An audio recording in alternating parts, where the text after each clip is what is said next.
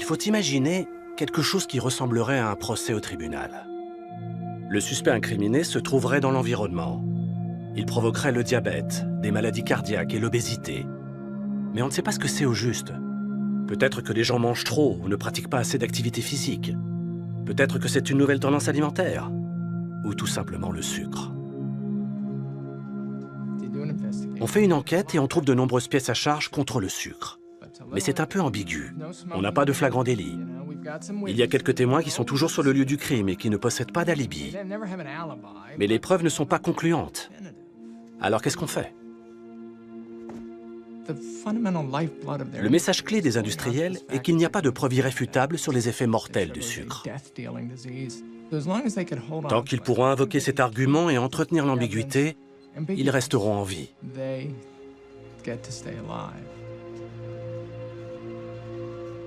Le jour où les preuves seront concluantes, ils seront morts. Alors vous feriez quoi?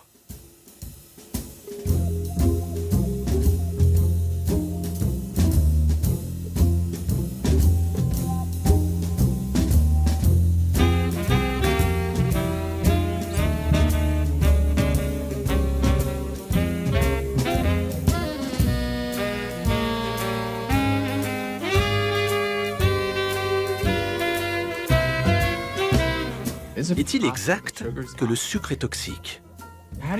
Comment peut-on poser cette question sans passer pour un alarmiste?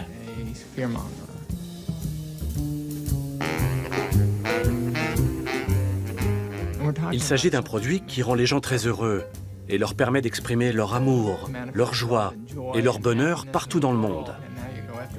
Et voilà qu'on remet en cause cette denrée que les parents donnent à leurs enfants à leur premier anniversaire. Faire le bon choix s'avère difficile.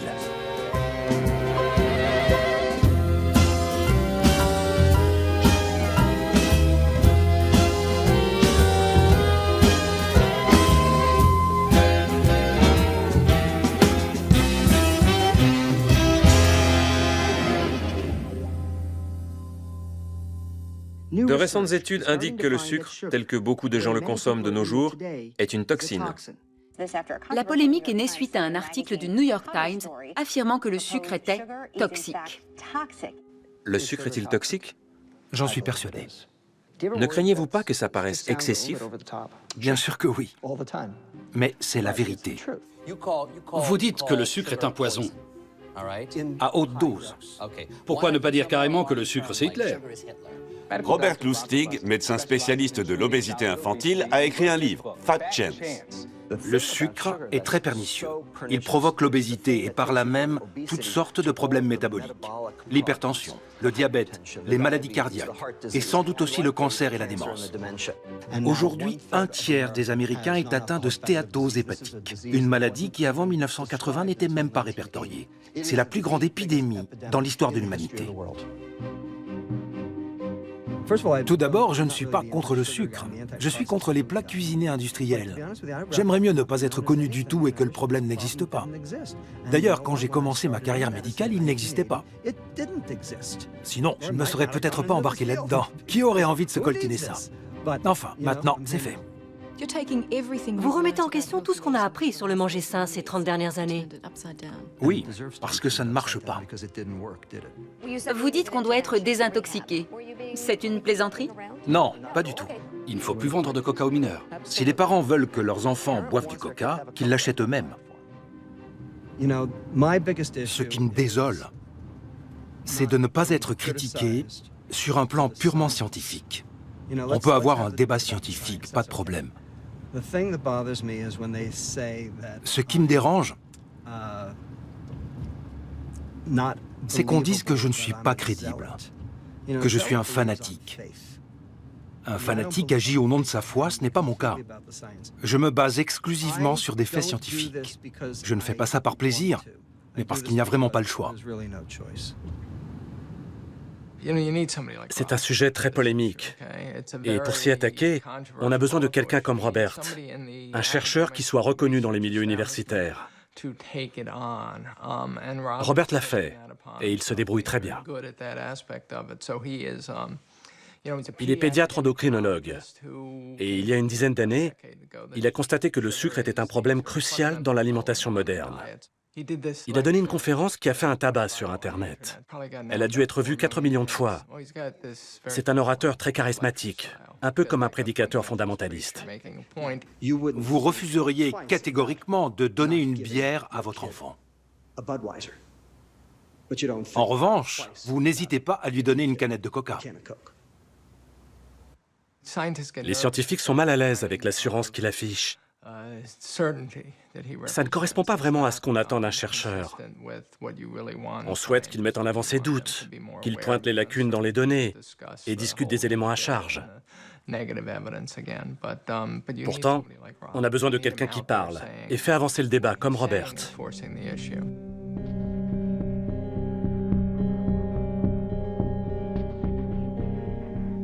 C'est un problème qui vous touche à la maison, qui vous touche au travail. C'est un problème qui a une influence sur vos affaires. Au final, c'est un problème qui affecte le pays et le monde entier. Ça ne concerne pas seulement l'obésité infantile, mon domaine de spécialité qui m'a amené à ce sujet.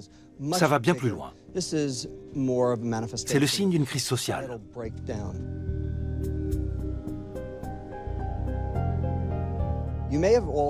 Vous savez peut-être qu'en 2011, l'Assemblée générale des Nations unies a déclaré que désormais, les affections non contagieuses telles que les maladies cardiaques, le diabète, le cancer ou la démence touchaient non seulement les pays développés, mais aussi ceux en voie de développement. Tout le monde était conscient du problème chez nous.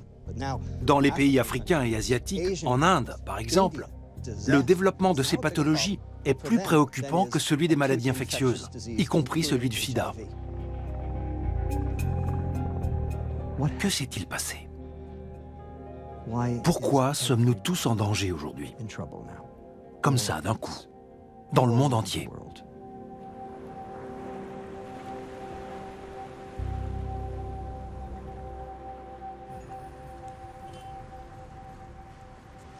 Les Japonais vivent plus vieux que tous les autres peuples de la planète. Et c'est encore plus vrai pour les habitants d'Okinawa.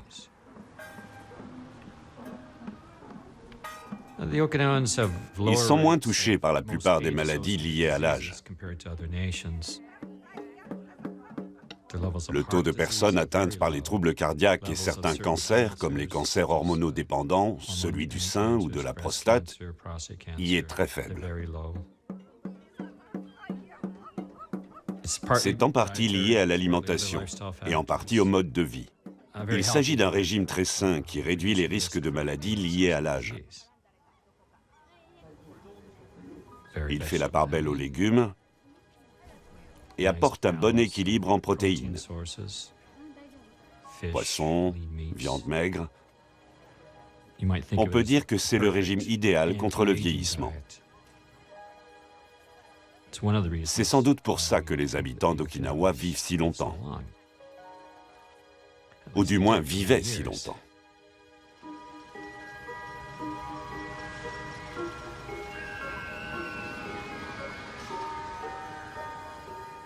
Il a suffi de quelques générations pour que les Okinawaïens deviennent les plus gros des Japonais. C'est un phénomène qui est apparu après la guerre. En général, les jeunes ont un régime alimentaire bien plus occidentalisé que leurs anciens. Ils consomment plus de plats cuisinés industriels, de chips et de sodas, ce qui les expose davantage aux maladies cardiovasculaires, à l'obésité, au diabète. Tous ces problèmes sont liés à une nourriture plus riche en sucre, en sel et en graisse.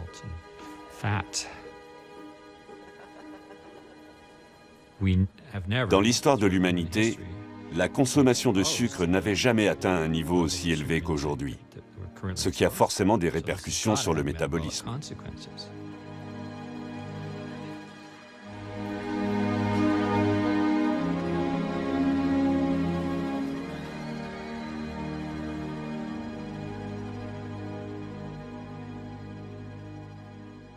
Voici l'évolution de notre alimentation au cours des 30 dernières années. 1982 à 2012, consommation de viande, moins 10%, parce qu'on nous a incités à manger moins gras. Fruits et légumes, nous en mangeons toujours autant. Or, on nous dit que nous n'en mangeons pas assez.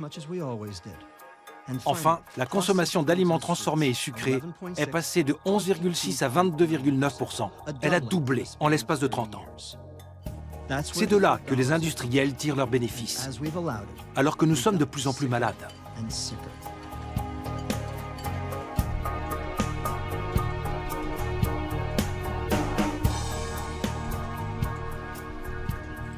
74% des plats cuisinés vendus en supermarché contiennent des sucres ajoutés. Les assaisonnements pour salade, les sauces barbecue, les sauces tomates, le pain et la viande pour hamburgers, toutes sortes de produits.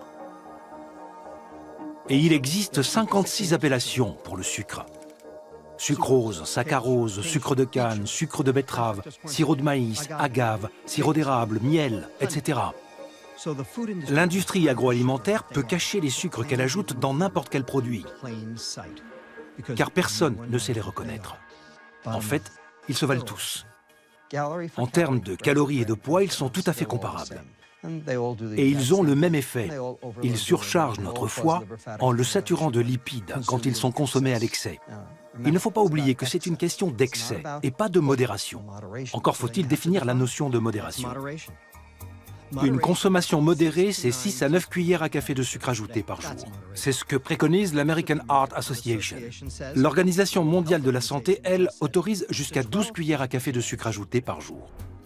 Or, les Européens consomment 17 cuillères à café de sucre ajouté par jour. Et les Américains, 19,5. Bref, on en consomme trop, ce qui cause des maladies métaboliques chroniques.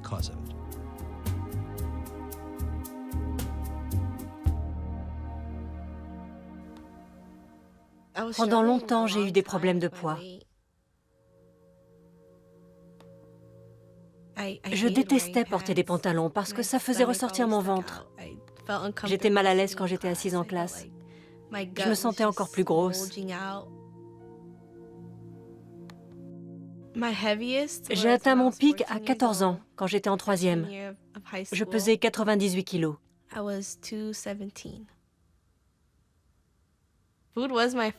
J'adorais manger et regarder la télé. C'était mes amis. Je regardais beaucoup la télé.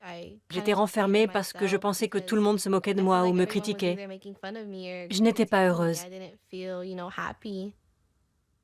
La dernière fois que je t'ai vu, c'était en avril 2009. Au fait, bon anniversaire. Merci. C'était il y a peu de temps. Oui, j'ai 20 ans. Comment ça va? Bien, ma vie a énormément changé.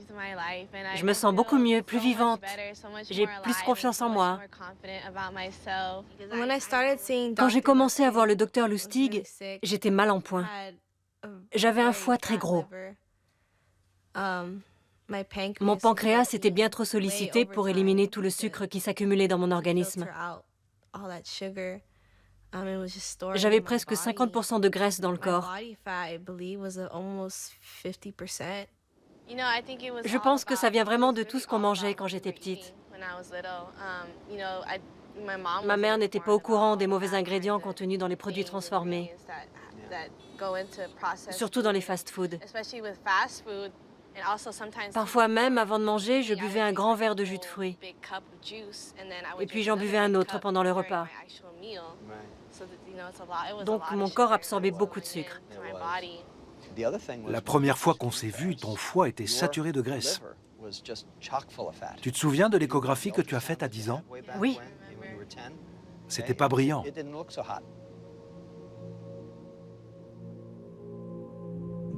Le problème auquel tous les pédiatres sont confrontés est la stéatose hépatique. Je ne savais même pas ce que c'était avant 1992, l'année où j'ai reçu mon premier patient atteint de stéatose hépatique. Il avait 13 ans et était diabétique de type 2. Son taux d'ALT, qui mesure le dépôt de graisse dans le foie, dépassait les 100. Je me suis dit, oula, c'est pas possible. Aujourd'hui, tous mes patients ont ce problème.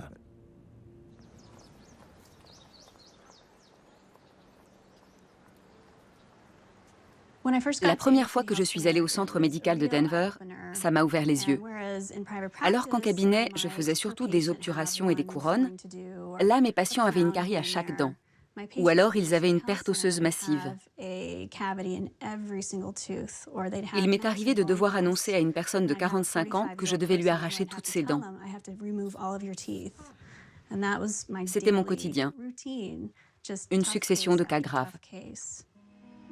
La consommation de sucre était bien souvent la cause principale des maladies que je traitais. Je me suis dit qu'il fallait agir à plus grande échelle.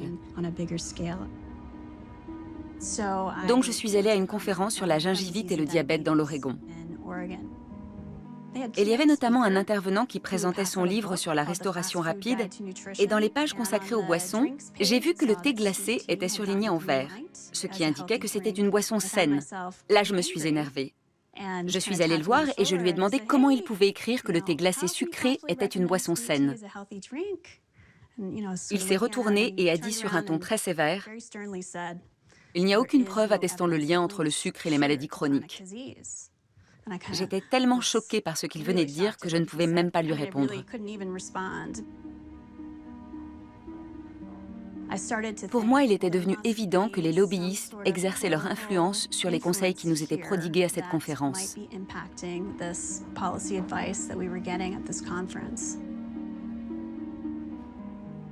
Je me suis rendue à la bibliothèque de mon quartier et j'ai tapé le mot sucre dans le moteur de recherche du catalogue. Ça m'a renvoyé vers la Great Western Sugar Company.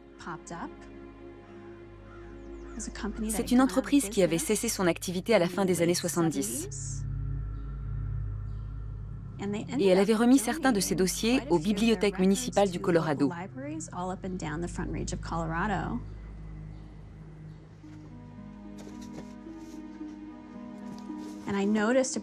J'ai remarqué une référence aux archives de l'Université de l'État du Colorado avec un chapitre intitulé « Nutrition et relations publiques », je crois. J'ai décidé d'y aller pour voir ça de plus près.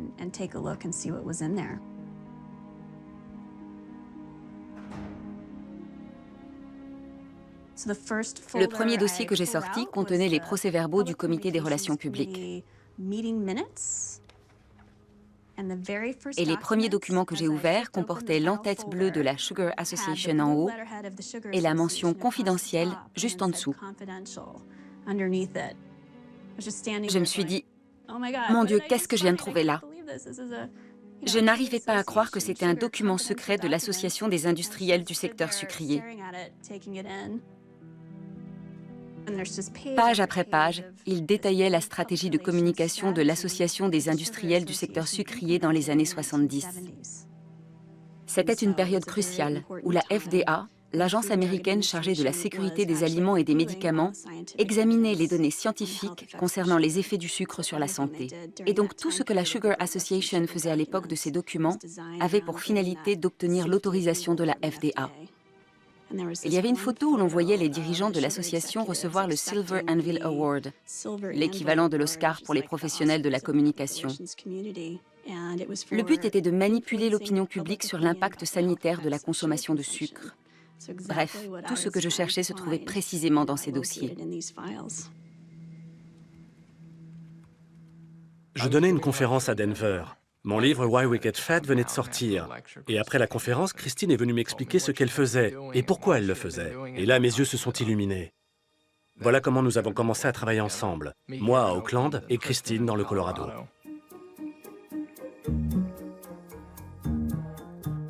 There's a growing controversy about sugar. On one side, those who claim it's a harmless source of calories and quick energy. On the other, those who say there is evidence to implicate sugar not only in obesity and tooth decay, but also in hyperactivity and diabetes, among other things. À la fin des années 60, début des années 70, il y avait beaucoup de polémiques sur les effets de la consommation de sucre. On est dans une situation analogue aujourd'hui, ce qui est assez incroyable. On retrouve les mêmes débats, les mêmes questions et les mêmes recherches. Tant et si bien que l'industrie agroalimentaire a ressenti le besoin de lancer une vaste campagne de communication pour réorienter l'opinion publique.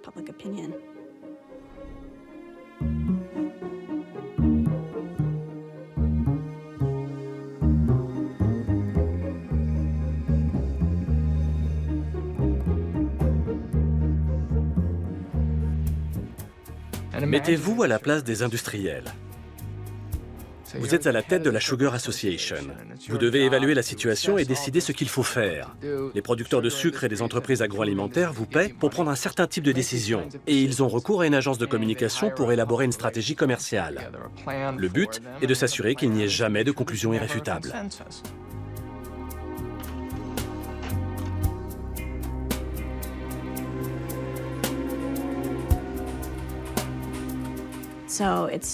Ils ont financé des programmes de recherche et fait appel à des conseillers scientifiques pour les inciter à donner leur version des faits.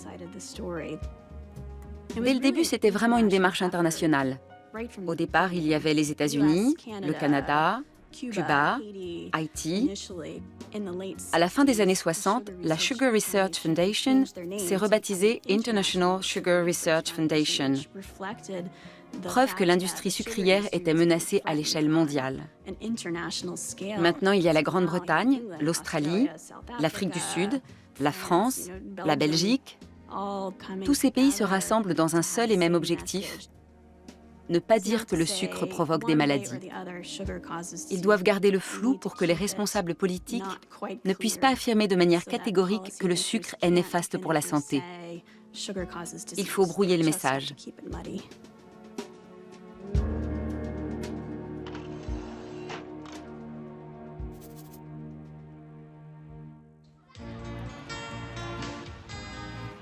Back with us on this weekend's edition of This Week in Agribusiness from the Sugar Association, Andy Briscoe, representing that group in Washington, D.C. How's the climate these days in Washington for your industry? You know, it's always tough. Under the new administration, obviously, the public health community folks have come out of the woodwork and certainly targeting sugar to some extent. For all of the bashing and complaining that there is about sugar, it seems, and all of the dietary recommendations, it still remains a crucial component in our diets, doesn't it? You know, sugar is an important component of a balanced diet and a healthy lifestyle.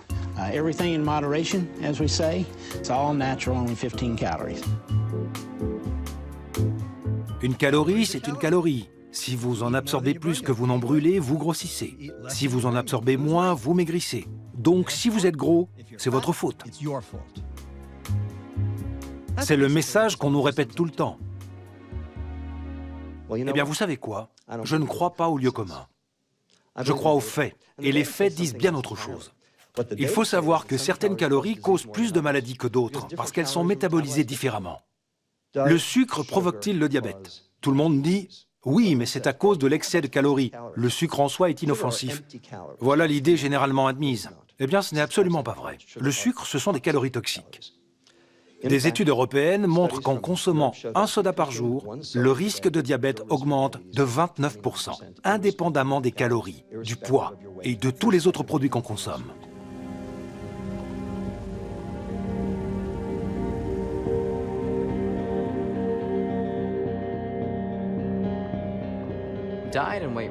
Les maladies liées au surpoids et à l'alimentation pèsent lourd sur les services médicaux, et je suis sûr que ce système va s'effondrer.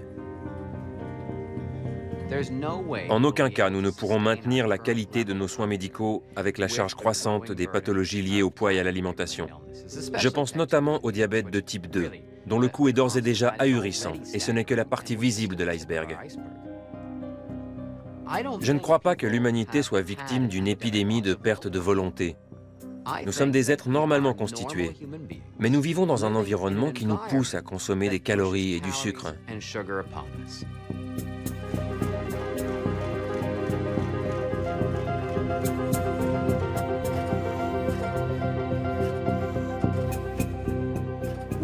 On sait que la hausse du taux d'obésité infantile va de pair avec l'accroissement d'autres maladies chroniques. On commence à voir des enfants de moins de 10 ans atteints de diabète de type 2 ou des adolescents souffrant de maladies cardiaques et une explosion des cas de stéatose hépatique.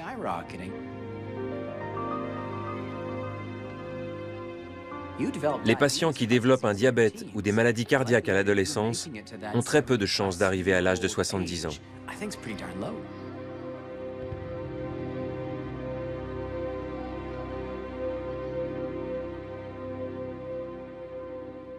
So I'm a scientist, and we do a lot of research with adults and kids also. And we do a lot of research with La première fois que je suis venu dans cette école, je craignais que certaines notions scientifiques ne soient difficiles à comprendre. Mais j'ai été surpris de voir à quel point les enfants apprennent vite. I've heard the liver being described as like a vacuum cleaner that takes all of the bad things out of your system, and then it has to find a way to process all of that stuff. And so I think that when you have a lot of sugar or a lot of fat or a lot of alcohol or whatever, then it will, it'll eventually overload your little system that's inside your body. That's exactly right. When you start to have some overflow in the liver, that you start to make fat. And you do that if you have soda, if you have juice, or if you have a lot of sugar coming down. Le sucre est composé de deux molécules, le glucose et le fructose. Elles sont différentes et le corps ne les traite pas de la même manière. Le glucose est une source d'énergie qui peut être métabolisée par tous les organes de notre corps, y compris le cerveau. En revanche, le fructose est métabolisé presque exclusivement par le foie. Ainsi, quand on boit une boisson sucrée, le foie est envahi de fructose. J'appelle ça l'effet tsunami. Le foie est donc submergé et se met à transformer le sucre en graisse. Cette conversion d'excès de sucre en graisse peut augmenter le risque de stéatose hépatique, de diabète et de maladies cardiaques. If you made a smoothie with just fruits, would that be worse than just eating a fruit? So if you eat an orange, how many oranges do you eat? One? If you do an orange juice, how many oranges do you need to make an orange juice? A lot. Much more. When you chew on food, it just goes slow and it takes a while. The delivery is different. But if you start to make a juice, you'll have that bang, tsunami effect. The relationship between sugar On connaît depuis longtemps la relation entre le sucre et le foie. Rappelez-vous les Égyptiens. Ce sont eux qui ont commencé à gaver les oies. Les Romains ont pris le relais. Et de nos jours, ce sont les Français qui produisent du foie gras. Mais le procédé reste le même. On gave des volailles avec du sucre ou des glucides pour obtenir du foie gras.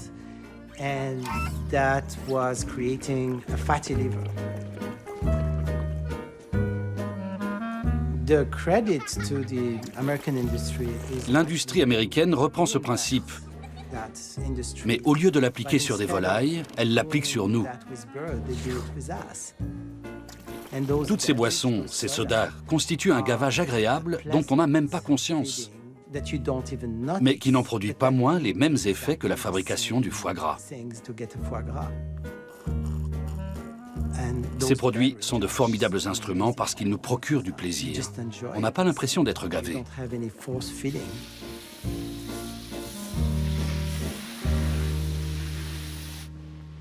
You know, this was me 5 years ago, and it's still me. Because I confess I'm a waistline watcher from way back. Well, that's enough for today. Now for a lively lift. Ice-cold Coca-Cola. There's no waistline worry with Coke, you know. Actually, this individual-sized bottle has no more calories than half a grapefruit. Another thing, the cold, crisp taste of Coke is so satisfying, it keeps me from eating something else that might really add those pounds.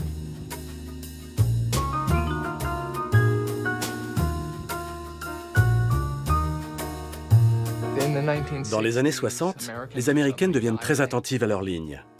Elles se mettent au régime et l'industrie répond à leurs attentes. L'idée des soda light voit le jour. Les cyclamates, et en particulier la saccharine, inondent le marché. La Sugar Association voit là une menace. Alors elle consacre d'énormes sommes d'argent à des travaux de recherche pour voir si ces produits sont inoffensifs ou pas. Bien sûr, elle veut démontrer qu'ils sont néfastes, et elle y parvient. There's a good deal of sourness, not to say bitterness, in the reaction to the ban on saccharin. There were complaints the Food and Drug Administration banned a useful product on the basis of skimpy evidence. À la fin des années 60, un article du New York Times révèle qu'un dirigeant de l'industrie sucrière a financé des études destinées à prouver que les cyclamates sont cancérigènes.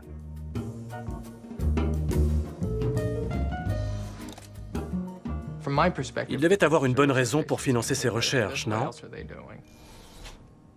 En fait, ils ont manipulé l'opinion pendant 40 ans, des années 70 jusqu'à nos jours. Or, à présent, ils sont de nouveau menacés. Mais aujourd'hui, nous avons nettement plus de données. Donc, ils auront bien plus de mal à étouffer les critiques. Je tiens un blog depuis 2005 et j'ai beaucoup d'abonnés sur Twitter. Je suis souvent étonné de la portée et du pouvoir des réseaux sociaux. Avant, on avait besoin d'une vraie plateforme, alors que maintenant, on peut la créer soi-même. Il y a quelques années, j'ai reçu un appel de l'Ordre des médecins de l'Ontario. À ma grande surprise, ils m'ont proposé de faire un discours à un petit déjeuner organisé par l'industrie agroalimentaire. Moi qui critiquais ouvertement la publicité mensongère de ce secteur. Donc j'ai préparé un discours, réservé un billet d'avion, annulé un tas de rendez-vous à mon cabinet, trouvé un hôtel, bref, j'étais prêt. 2 jours avant le départ, l'Ordre des médecins m'a appelé pour me dire que l'industrie agroalimentaire ne voulait plus de moi. Mon associé m'a dit « Puisque c'est annulé, pourquoi ne mets-tu pas ton discours en ligne ?» C'est ce que j'ai fait. Quel aurait été l'intérêt de parler à 50 personnes qui se fichent de ce que j'ai à dire, alors qu'aux dernières nouvelles, ma vidéo a été vue plus de 270 000 fois? Je vais vous parler des pratiques de l'industrie agroalimentaire. Je n'irai pas par 4 chemins. Je pense qu'il devrait arrêter de dire qu'il n'y a pas de sucre ajouté. Ce produit ressemble beaucoup à la réglisse Twizzlers. Il porte la mention « sans sucre ajouté ». Pourtant, il en contient plus qu'un Twizzlers. L'industrie agroalimentaire devrait arrêter de suggérer que le jus de raisin est bon pour la santé. Il est indiqué « sans sucre ajouté ». Pourtant, un seul verre en contient 10 cuillères et demie. Ça revient à boire un quart de verre de sirop d'érable par jour. Ce produit, un succès d'année de petit déjeuner, contient 9 cuillères 3/4 de sucre par verre. Si votre enfant en consomme 1 fois par jour pendant 1 an, il absorbe 14 kilos de sucre. Au final, je pense que la transparence est essentielle. Chacun peut se faire sa propre opinion en regardant ma vidéo. D'ailleurs, même les dirigeants de l'industrie agroalimentaire qui m'ont contacté m'ont avoué qu'il y avait du vrai dans ce que je disais. Ça prouve qu'ils savent ce qu'ils font.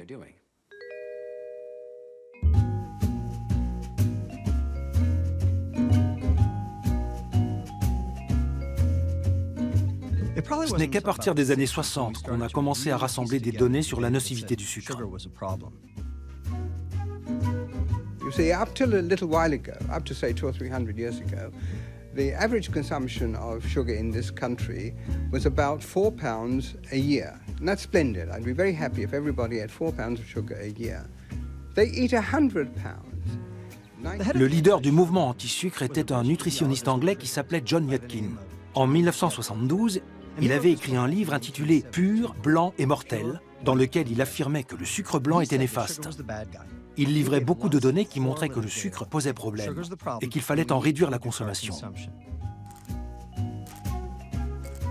Dans l'autre camp, il y avait Ancel Keys. Lui prétendait que c'étaient les graisses alimentaires qui étaient nocives. Il y a donc eu une bataille entre ces deux hommes. Qui a gagné? Et pourquoi? L'un des scientifiques qui inquiétait le plus l'industrie sucrière était John Yudkin.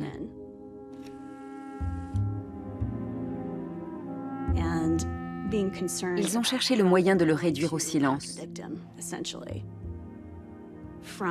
Ils ont décidé de payer des chercheurs pour contredire ces études. Chaque fois qu'ils publieraient un article, ils sortiraient un contre-article. Ils ont donné une importante somme d'argent à Ancel Keys, qui apparaît régulièrement dans mes documents au fil des décennies. Il était le premier opposant de John Yudkin. Quand celui-ci publiait un article pour montrer le lien entre le sucre et les maladies cardiaques, Ancel Keys en publiait un autre pour prouver le contraire.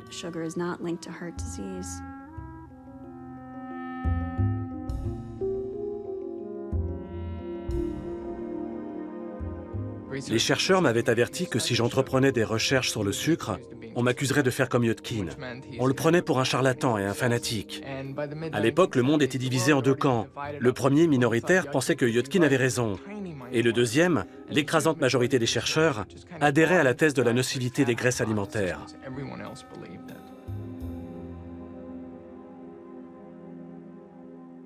En l'espace de 10 ans, j'ai dû préparer 10 000 œufs pour le petit déjeuner. Et je jetais à chaque fois le jaune. C'était comme ça. On ne mangeait pas d'avocat ni de beurre de cacahuète, encore moins de bacon et de viande rouge. On y croyait en grande partie. Oh, I don't want it, you can have it, it's too fat for me. It's too fat for me.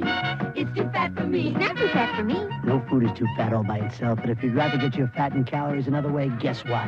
Now there's new Better Than. It tastes better than regular ice cream, and it's 96% fat-free.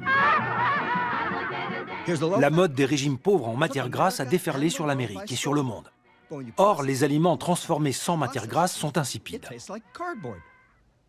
Les industriels le savaient. Ils devaient les rendre agréables au goût. Alors qu'ont-ils fait?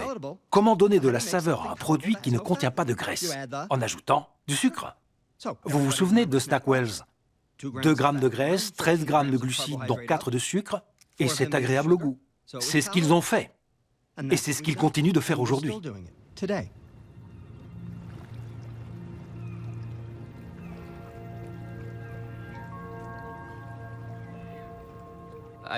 Je suis l'exemple type de la personne qui a suivi tous les régimes préconisés en Occident.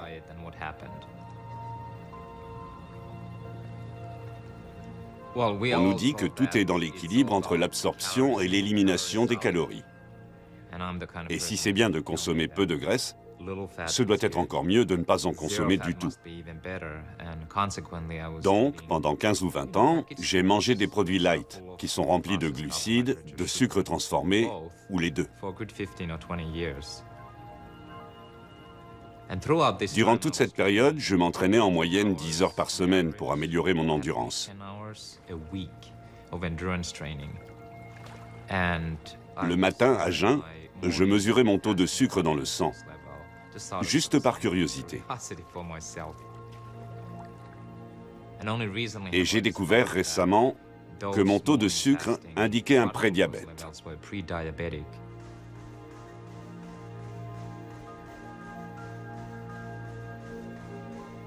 Il ne consommait même pas les pires produits. Il mangeait des flocons d'avoine et des barres chocolatées. Ce qui n'est pas génial, mais ce ne sont pas des cookies ni des crèmes glacées. Malgré tout, il avait un prédiabète. Qu'est-ce que ça doit être pour les gens qui ont une alimentation nord-américaine typique? Il est la preuve vivante que l'activité physique ne change pas vraiment la donne. Tout est dans l'alimentation. Si vous êtes une personne normale et que vous ne faites pas 10 heures de sport par semaine, quel est l'impact sur votre corps, sur votre santé? Sachant que moi, déjà, j'ai failli devenir diabétique.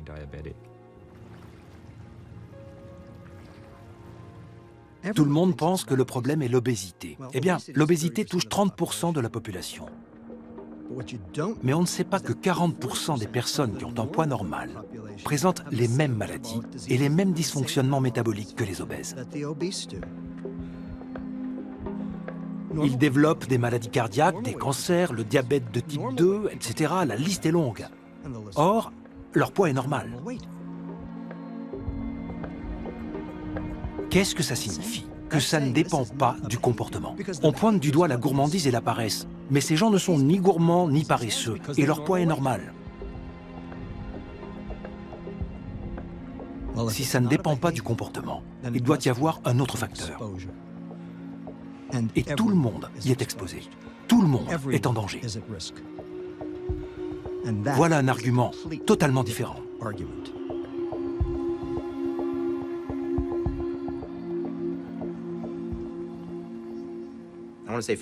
Je tiens d'abord à dire que j'ai beaucoup de respect pour le professeur Lustig. Il a le mérite d'avoir lancé le débat. C'est un grand défenseur de la santé. Il a cherché à améliorer le bien-être des gens, il a étudié le surpoids et l'épidémie d'obésité. Simplement, je ne suis pas d'accord avec son analyse selon laquelle le sucre est toxique, pour reprendre ses mots.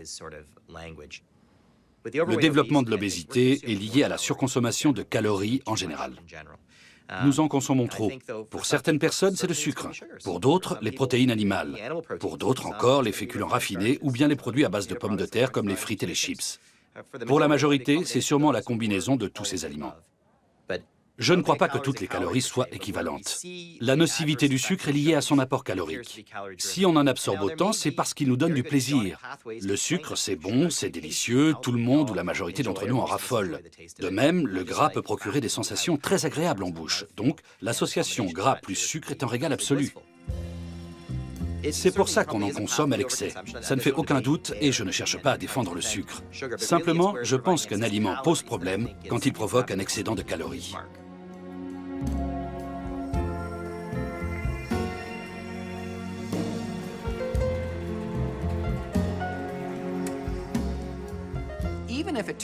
Même si toutes les données suggérant que seul le sucre est toxique se révèlent fausses, nous en consommons trop, c'est évident. Beaucoup d'industriels utilisent le sucre parce que c'est un ingrédient bon marché qui donne du goût aux aliments. Mais aussi et surtout parce qu'il nous amène à en consommer plus. Nous savons tous qu'un palais habitué à de fortes doses de sucre en réclame toujours plus. L'impact est alors d'autant plus important sur la santé.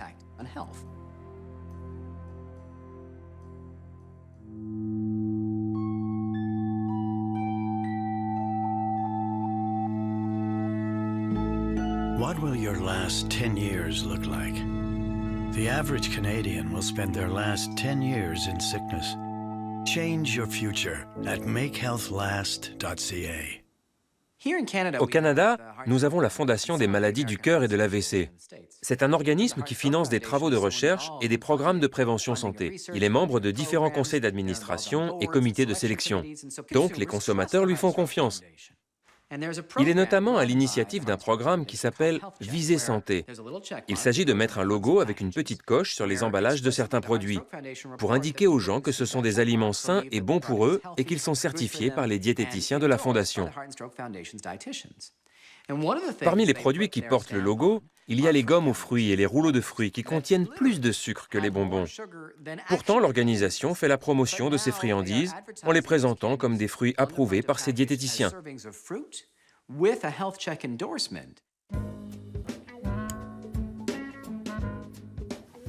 Bonjour, je suis le docteur Yoni Friedhoff et aujourd'hui je vais vous parler de ce produit. Les entreprises paient 20 000 $ par an pour avoir ce logo sur l'emballage de leurs produits et faire croire aux parents que ce sont des aliments sains. Je ne pense pas que des produits composés à 80% de sucre, le reste étant de l'eau, un tout petit peu de vitamines et une bonne dose de marketing, soient bons pour la santé. Ces 17 petites gommes contiennent autant de sucre qu'une barre Twix. Pour obtenir la même quantité de sucre avec des fruits, votre enfant doit consommer ce bol rempli de fraises, soit 500 grammes de fraises.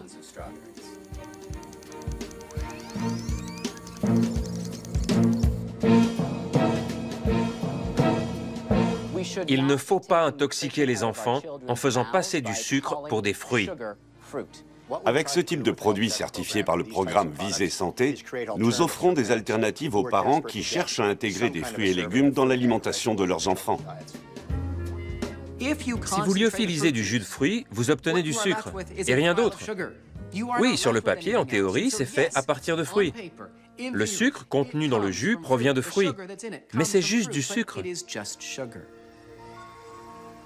Que l'industrie trompe les gens est une chose, mais que la Fondation des maladies du cœur en fasse autant, c'est de l'abus de confiance.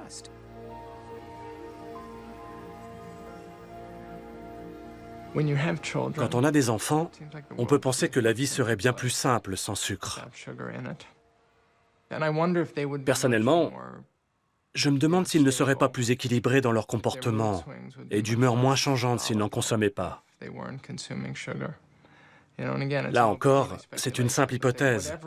Mais quel que soit l'effet du sucre sur eux, vous savez, c'est juste tellement bon que ça modifie durablement leurs envies. Et c'est contre ça qu'il faut lutter en permanence.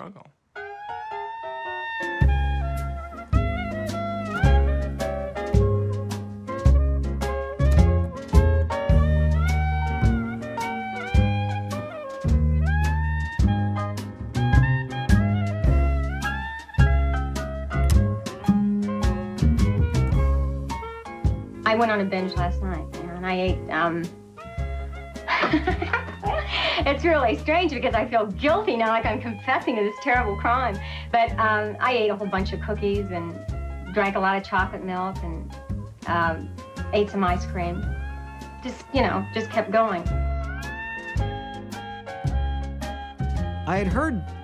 J'avais entendu dire que le sucre occupait une place prépondérante dans notre alimentation et pouvait nous nuire. Il m'a donc paru nécessaire de faire ce film. This year, we can each expect to consume, on the average, over 129 pounds of sugar, 5.5 ounces every day. This huge increase in sugar consumption is the most sudden and drastic change man has made in his eating habits in all his 50 million years of existence. Les gens ne savaient pas. Le diabète et l'obésité commençaient à se répandre.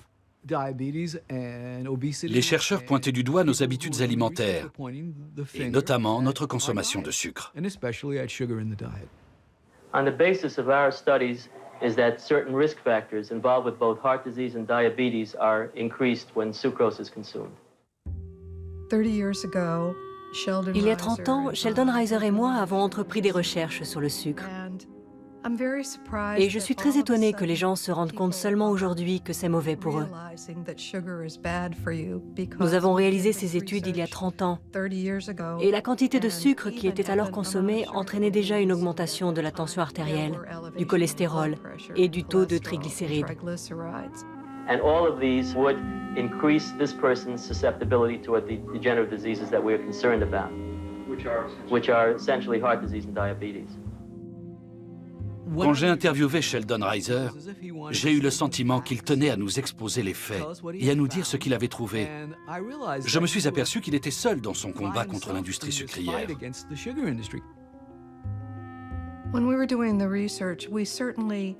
Quand nous avons démarré nos recherches, nous nous sommes aperçus que les industriels avaient le pouvoir et les moyens financiers de promouvoir leurs idées, bien plus que nous. Il était donc très difficile de contre-attaquer.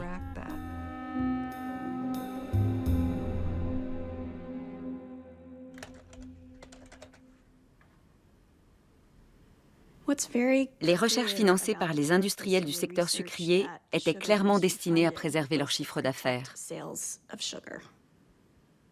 On ne peut pas obtenir de réponses qui les remettent en cause si on ne pose pas les bonnes questions. Ils voulaient contrôler les questions abordées par les chercheurs.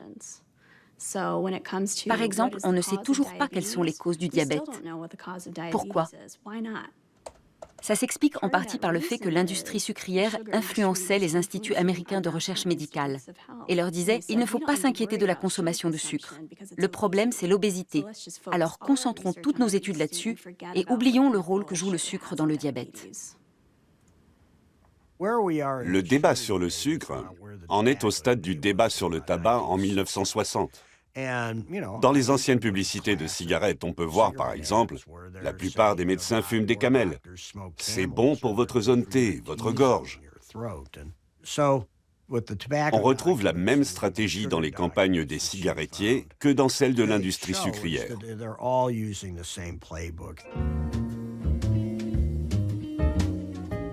En 1994, quand j'ai eu accès aux archives de l'industrie du tabac, j'ai senti que ce serait très important.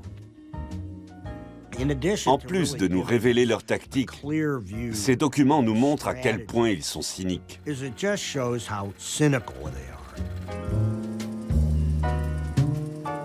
Unlike a drug or unlike alcohol, a cigarette smoker, even at 12 o'clock at night, driving home in a car, can make a clear and rational decision that they don't want to smoke anymore. Nicotine is an addictive drug. What the smoker does when he smokes, it's self-administered drug delivery to reach a target level. From a leading anti-smoking activist. Well, I mean, you're going on and on, Stan, in your usual zealous fashion, in delirium.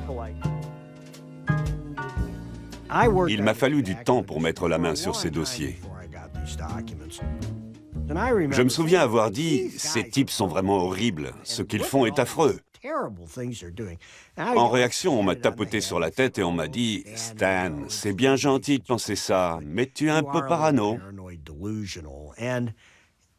On ne me prenait pas au sérieux. Mais quand l'information a été divulguée, pour reprendre leurs propres mots, les gens étaient choqués et ne pouvaient plus nier.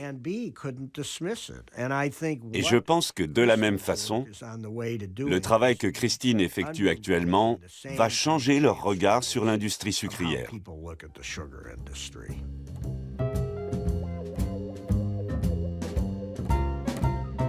2 weeks ago, a nutrition expert told Congress the breakfast cereals widely advertised on television and elsewhere were often full of calories and not much else. Can't get enough of that Sugar Crisp, Sugar Crisp. Sugar Crisp. Sugar Crisp is tumbled through sugar and honey and comes up tasting like 101 sweet buns. I can't get enough of that Sugar Crisp, Sugar Crisp. Well, today, the cereal industry responded with its experts. One was Dr. Frederick Stair, chairman of Harvard University's nutrition department. He said that on the contrary, a breakfast including dry cereal was as good as bacon and eggs, or better. Popeye's spinach does not begin to compare with the overall worth of breakfast cereal with milk, any cereal. Entre Fred Stair et l'industrie sucrière, c'est une longue histoire. Ils ont commencé à travailler ensemble dès 1952. Fred Stair était directeur du département de nutrition à l'Institut de santé publique de Harvard. Il n'y avait pas plus crédible que lui. Son département de Harvard reçoit de l'argent de l'industrie sucrière depuis les années 40. Et il s'agit de sommes importantes, des centaines de milliers de dollars. À l'époque, c'était beaucoup d'argent. À partir des années 70, Fred Stair est devenu le principal porte-parole des industriels à travers leur campagne de communication. Il intervenait à la radio et dans les émissions matinales à la télé pour diffuser leur propagande. In general, agree that there are very serious problems with the American diet. Oh, I disagree with that. The only trouble with the American diet is you eat too damn much, that's all. I mean, if you wouldn't eat so much and have a little less fat, you'd be in much better shape. Il avait une rubrique dans un journal qu'il pouvait utiliser pour faire passer n'importe quel message. Il a écrit des livres à succès. Il était membre du comité de nutrition de l'American Heart Association. Fred Stair a fortement influencé nos connaissances concernant l'alimentation et les effets du sucre sur la santé. Now, as you know, there are reports citing possible links between sugar and heart disease, diabetes, obesity, tooth decay, hypertension. Yes. Now, sugar alone, I know, is not responsible for any of these diseases, but certainly the risks associated with a high consumption of sugar are demonstrably large. I'd have to disagree. The risks associated with a high consumption of calories are demonstrably large, but not with sugar. L'une des premières commandes de l'industrie sucrière pour sa campagne de communication fut un argumentaire destiné à la rédaction d'un document intitulé « Le sucre dans l'alimentation de l'homme ». Ils ont fait appel à Fred Stair qui a rassemblé un groupe de chercheurs acquis à l'idée que les graisses et le cholestérol sont les principaux problèmes. Or, aucun d'eux n'était spécialisé dans la recherche sur le sucre.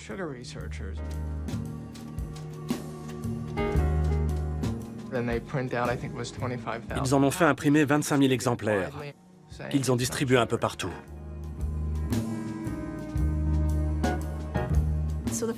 Le premier document que j'ai trouvé portait sur la publication de ce livre blanc.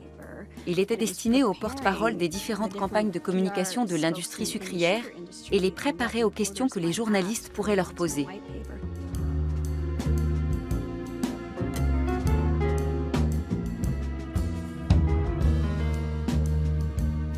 Ce livre avait été financé par une subvention sans restriction. En consultant les dossiers de l'industrie du tabac, et parce que Fred Stair avait aussi des liens avec cette filière, on sait ce qu'une telle subvention signifiait pour son département de Harvard.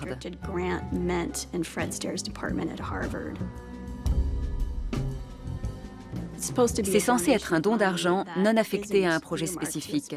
Mais Fred Stair a dit à l'industrie du tabac, « Nous dirons que c'est une subvention sans restriction. Vous nous donnez les fonds et nous vous fournissons les études que vous souhaitez. » Doctor, let me play devil's advocate. Sure, and play anything you want. You've been accused any number of times of being an apologist for the sugar industry. Right, I know. One of the things that those who oppose your viewpoints point to, they say, well, you wanted money for the school, and therefore you became a spokesman for the sugar interests. No, I in the became a cereal company. spokesman for what I consider to be the motto of Harvard University, which is Veritas, which for those of The camera crew, who may not have had Latin, means truth.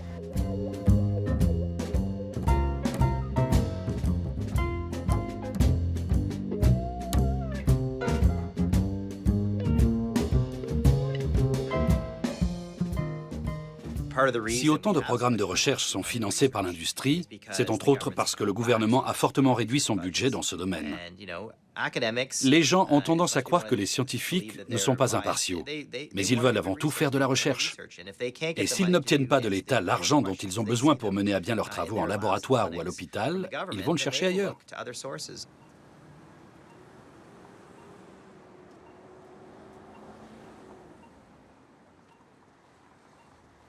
Il y a une différence fondamentale entre le tabac et la nourriture. C'est qu'on n'a pas besoin de tabac.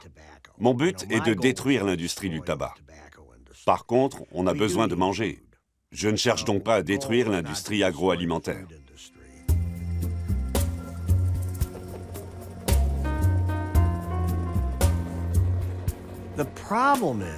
S'il y a autant de produits alimentaires toxiques sur le marché, c'est parce qu'ils sont les plus rentables. Les grands groupes veulent réaliser des bénéfices. C'est leur seul objectif.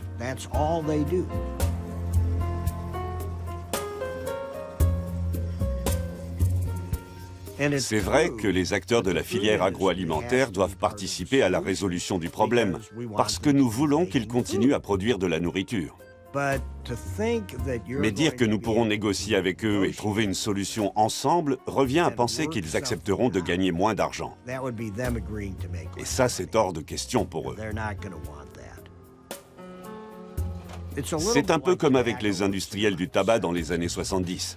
À l'époque, l'Institut américain du cancer avait tenté de collaborer avec eux pour créer des cigarettes moins nocives. Les bonnes âmes pensaient coopérer avec l'industrie du tabac. Mais quand on consulte les archives des entreprises, on peut lire « Regardez la poudre qu'on leur jette aux yeux, nous collectons des informations sur ce qu'ils font. » Bref, ça a été un désastre. Pourtant, aujourd'hui, certains grands chercheurs et directeurs de fondations pensent toujours qu'il est possible de travailler avec les industriels, de s'associer avec eux. Mais ça ne marchera jamais.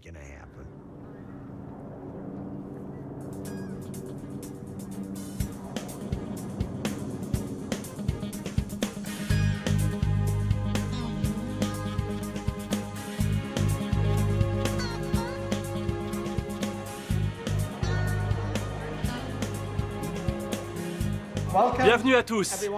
Avec près de 9000 membres, nous sommes la plus grande association de spécialistes de l'obésité au monde, ou du moins la plus grande association nationale parmi tous les pays que je connais.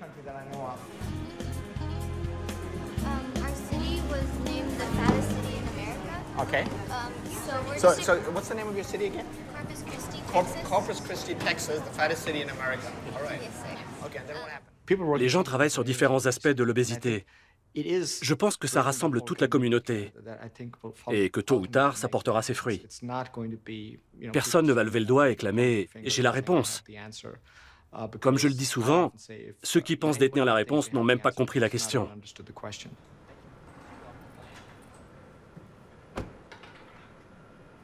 Trois sommets ont été organisés par le Réseau canadien contre l'obésité, chacun d'eux en partie sponsorisé par les industriels. Mais celui-ci est le premier exclusivement parrainé par une chaîne de fast-food et un fabricant de boissons sucrées.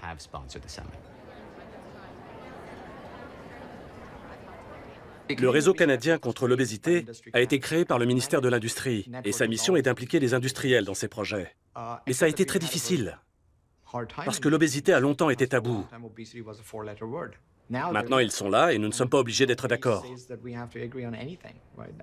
On sait bien que si les entreprises participent, c'est pour vendre plus de produits. Je suis tout à fait conscient de leur motivation. Il n'y a pas de conflit, c'est pour ça qu'elles sont là. C'est un peu étroit ici. J'ai failli tomber. Bonjour à tous.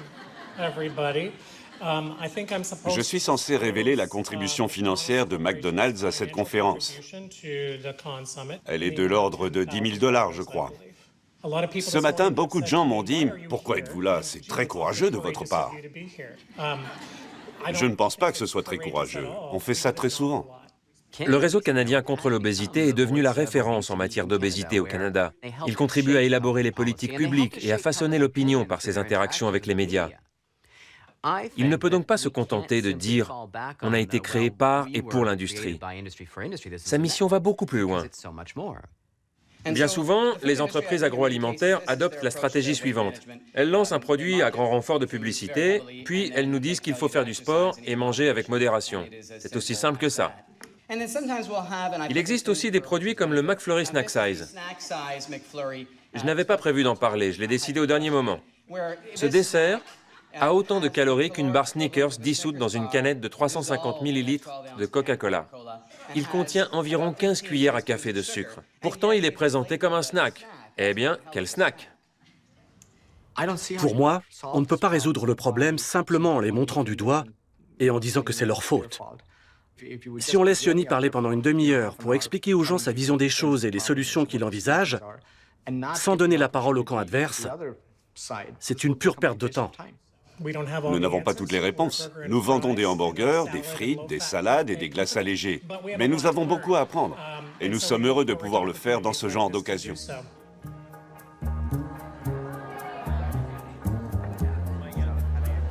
If you need any information, like if you want to do a little article or link to my website or put up a video or whatever, let me know. Si le réseau canadien contre l'obésité dépend de l'argent que lui verse l'industrie agroalimentaire, il sera bien moins enclin à divulguer des informations ou à élaborer des politiques allant à l'encontre des entreprises qui le financent. On en a un bel exemple avec l'Association canadienne des boissons et Coca-Cola. Voilà un secteur qui est mûr pour le changement. Les projets de taxation et de réglementation sont sur la table. Et je serais choqué qu'une quelconque initiative soit chaperonnée par le réseau canadien contre l'obésité, vu qu'il est de mèche avec l'Association canadienne des boissons et Coca-Cola.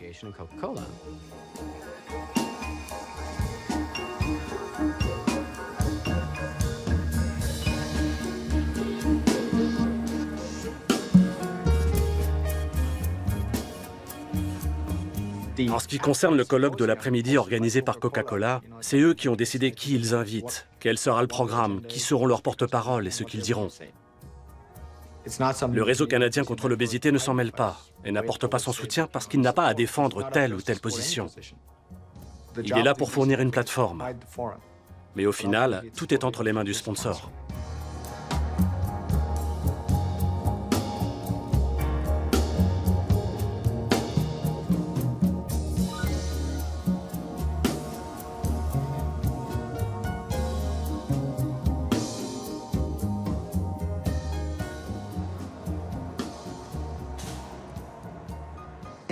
Chaque fois qu'un secteur industriel a proposé de s'autoréguler, ça a été la catastrophe.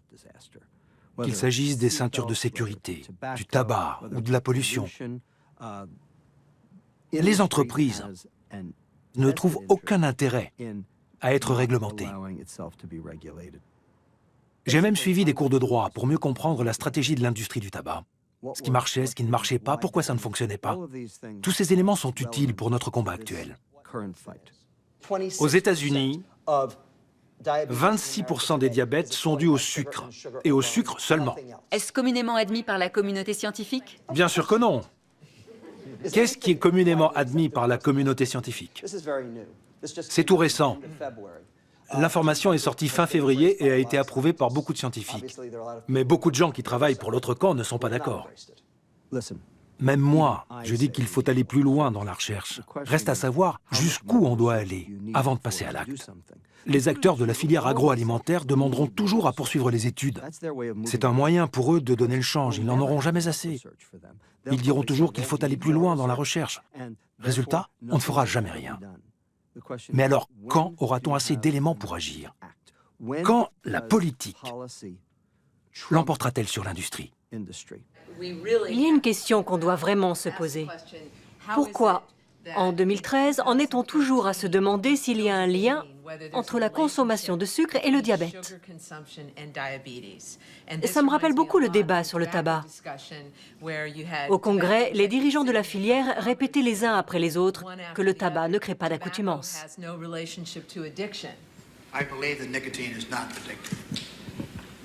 I believe that nicotine is not addictive. And I too believe that nicotine is not addictive.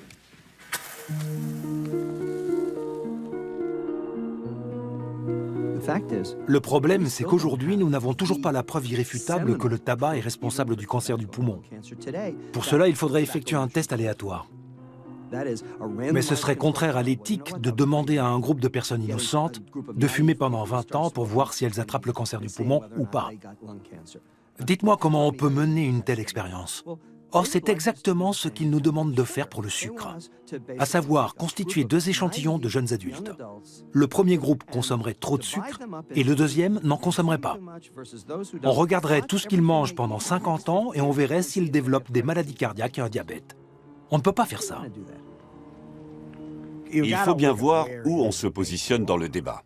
Le problème n'est pas la collecte des données scientifiques, car ça va se faire de toute façon, mais la crédibilité des personnes qui attaquent les chercheurs. La question est de savoir s'il y a manipulation.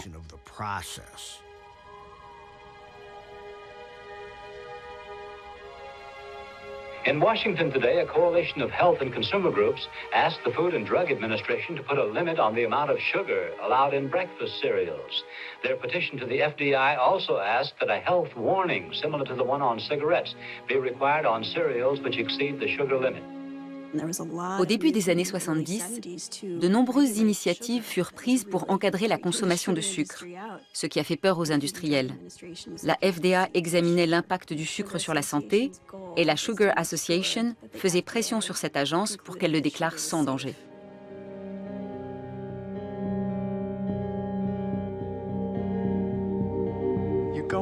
La FDA effectue des recherches sur le sucre. Imaginez le tollé si elle conclut qu'il ne doit pas être considéré comme un aliment sans danger, qu'il est potentiellement toxique. C'est s'attaquer à de puissants groupes.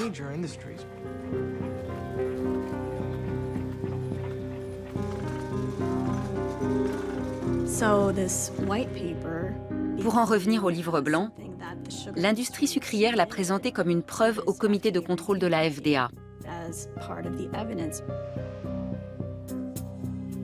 Le président du Conseil consultatif scientifique de l'industrie sucrière, George Irving, a été nommé président du comité de contrôle de la FDA qui étudiait les effets du sucre.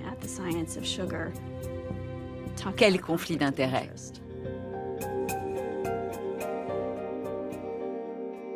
Et qui sont-ils allés chercher? Ils auraient pu s'adresser à John Yudkin. C'était la voix de la raison. Ou alors, ils auraient pu s'adresser à Sheldon Reiser. Ils auraient pu le faire. Mais non, ils ont fait appel à l'industrie sucrière.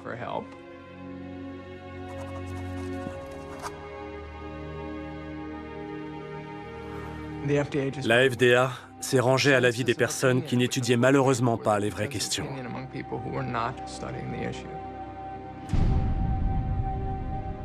L'industrie sucrière fanfaronne. La FDA dit que tout va bien. Nous, on s'attendait à un procès dans un tribunal de Manhattan avec leurs avocats très chers pour arracher leur acquittement. Il n'a même pas eu lieu. Malgré toutes les pièces à charge contre eux, ils ont été blanchis. Ils n'en demandaient pas tant.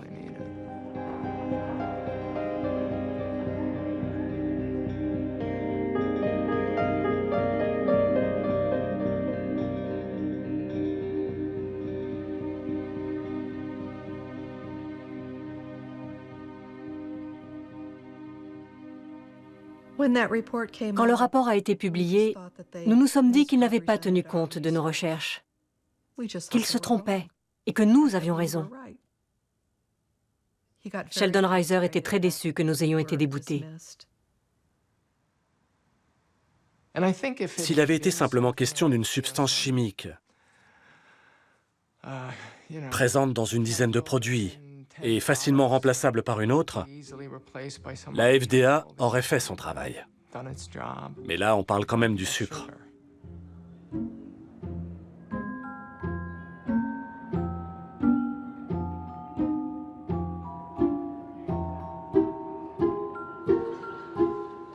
C'est notre façon d'exprimer notre amour.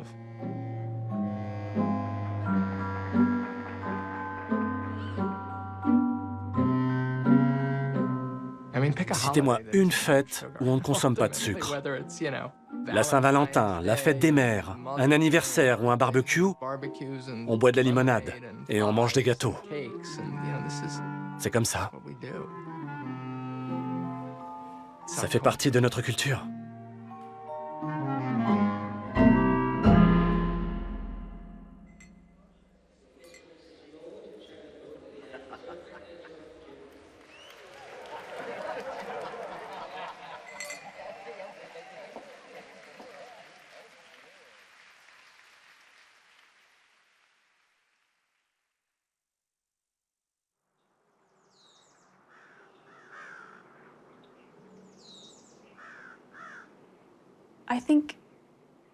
J'estime que c'est une injustice. Pendant 40 ans, voire plus, l'industrie du sucre nous a trompés. L'ampleur des dégâts qu'elle a causés est difficile à évaluer.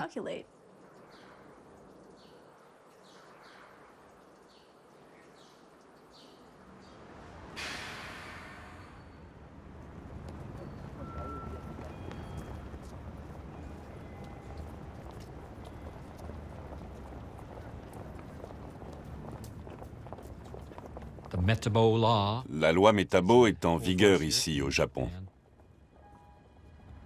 Les villes et villages proposent des bilans de santé.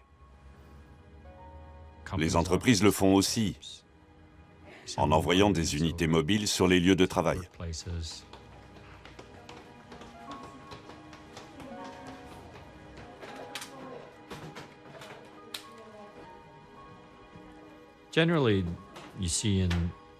En général, les Asiatiques sont plus sujets aux maladies liées à l'obésité, telles que le diabète. Alors, ils s'efforcent de trouver des solutions.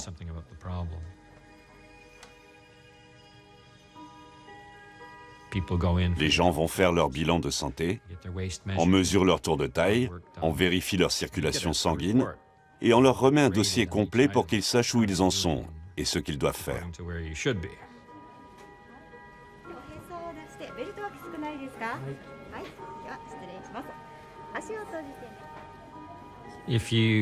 Si vous dépassez un certain seuil, que votre tour de taille est trop élevé par exemple, on vous le signale. Si vous avez trop de résultats dans le rouge, l'infirmière vous appelle pour vous inviter à consulter.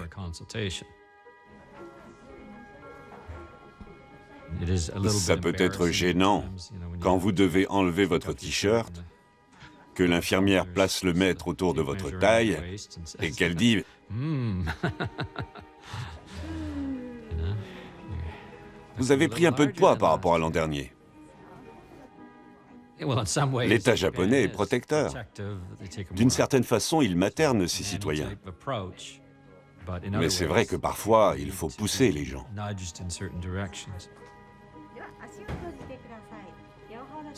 Ce genre de campagne a porté ses fruits au Japon. Par exemple, les accidents vasculaires cérébraux étaient très répandus dans les années 60. Le gouvernement a pris des mesures fortes, si bien que la consommation de sel a diminué et que la mortalité due aux AVC a chuté d'environ 80%. C'est énorme. Voilà des initiatives dont nous pourrions nous inspirer en Amérique du Nord.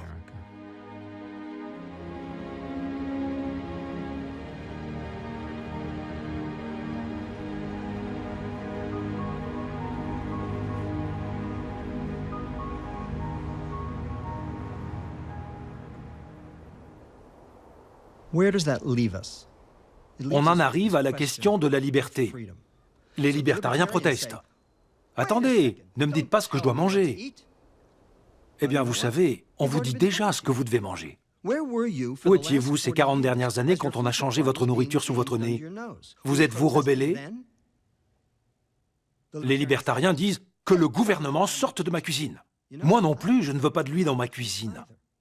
Sauf si quelqu'un d'encore plus dangereux s'y trouve déjà.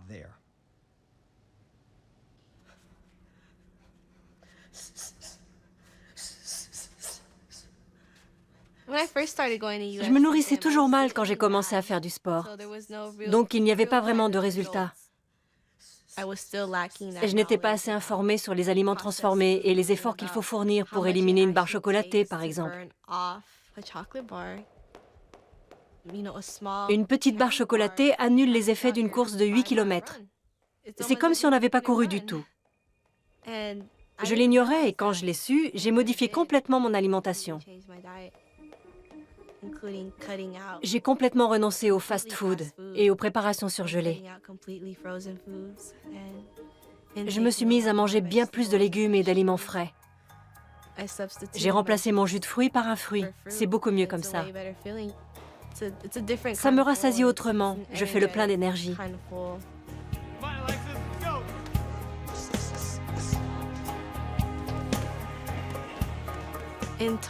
Au total, j'ai perdu plus de 20 kilos. Mon bilan est excellent. Mon foie fonctionne très bien.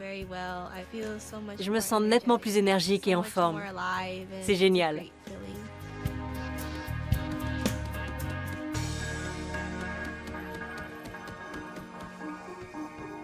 Quand les enfants arrêtent de manger des produits transformés, leur dysfonctionnement métabolique disparaît. Ils perdent du poids, ils se sentent mieux. Ils ont de meilleurs résultats à l'école. Leur vie change. Une certaine quantité de sucre est nécessaire. Mais il ne faut pas en consommer plus que nécessaire.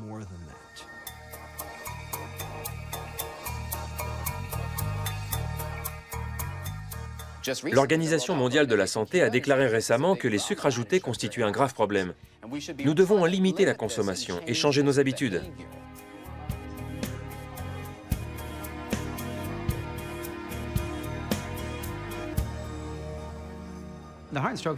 La Fondation des maladies du cœur et de l'AVC a été formidable. La veille du jour où ils devaient annoncer la nouvelle, ils sont venus à mon bureau pour m'en informer en personne. Ils m'ont dit qu'ils en avaient longuement discuté et avaient décrété que ça ne pouvait plus continuer comme ça.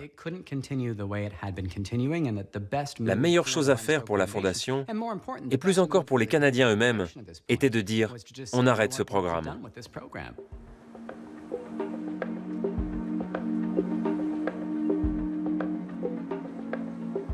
Les nouvelles directives de la Fondation en matière de consommation de sucre sont très strictes. Elles rejoignent celles de l'Organisation mondiale de la santé, de l'American Heart Association et de scientifiques.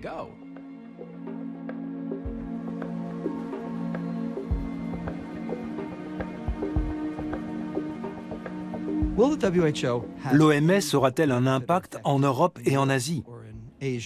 Possible. C'est difficile à dire pour le moment. En tout cas, c'est ce qu'il faut faire. Et ils l'ont compris. Le lobby du sucre est très puissant. Et pour autant que je sache, l'EFSA, l'Autorité européenne de sécurité des aliments, est directement impliquée dans la catastrophe qui frappe actuellement l'Europe. En 2013, ils ont eu l'audace, le culot, d'approuver le fructose comme édulcorant de table, parce qu'il a, je cite, un faible indice glycémique. Bien sûr que le fructose a un faible indice glycémique. C'est du fructose. Il augmente non pas le taux de glucose, mais le taux de fructose dans le sang, ce qui est 7 fois pire. Le problème du fructose n'a rien à voir avec l'indice glycémique. À mon avis, il faut réformer l'EFSA. Et rapidement. Voici un rapport d'une banque internationale d'investissement, le Crédit Suisse, sur le sucre. Je cite. « Nous estimons qu'une taxation plus forte des aliments et des boissons sucrées serait la meilleure solution pour en réduire la consommation et financer les coûts liés au diabète et à l'obésité. Ils demandent d'augmenter les taxes. Ça montre l'ampleur et la gravité du problème. »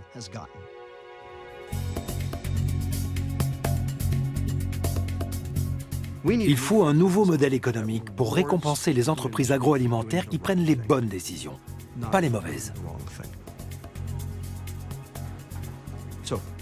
Pourrait-elle gagner de l'argent en vendant des produits sains? Bien sûr. Pourrions-nous subventionner ces produits sains pour les rendre meilleurs marché et permettre aux gens de les acheter? Bien sûr que oui. Mais ça suppose de changer complètement nos habitudes. L'industrie agroalimentaire peut continuer de gagner de l'argent, il n'y a aucun mal à ça. Je ne suis pas contre les gens qui gagnent de l'argent. Je suis contre ceux qui en gagnent en empoisonnant les autres. C'est ce que l'industrie du tabac a fait, et c'est ce que l'industrie agroalimentaire fait aujourd'hui.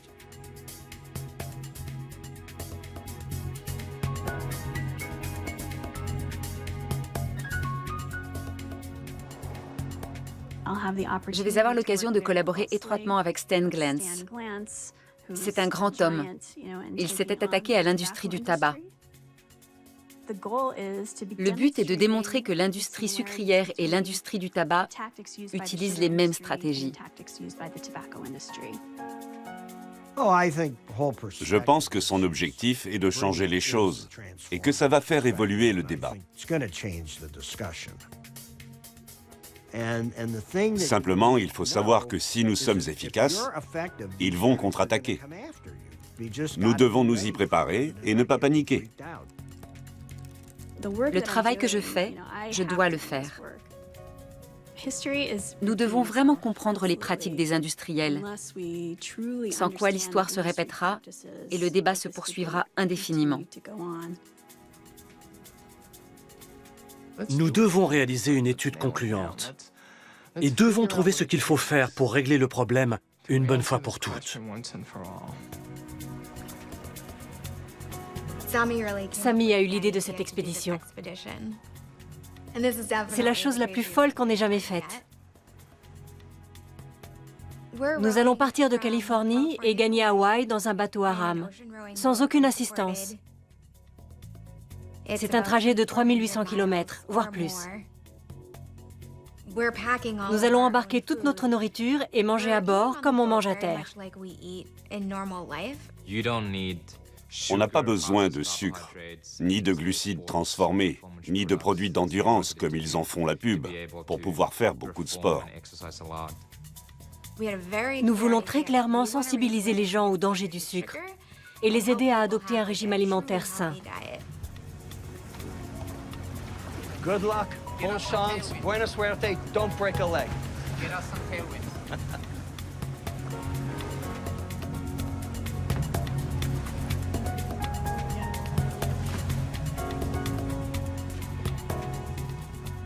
Sami et Meredith ont les mêmes convictions que nous. Et ils se démènent pour prouver qu'ils ont raison.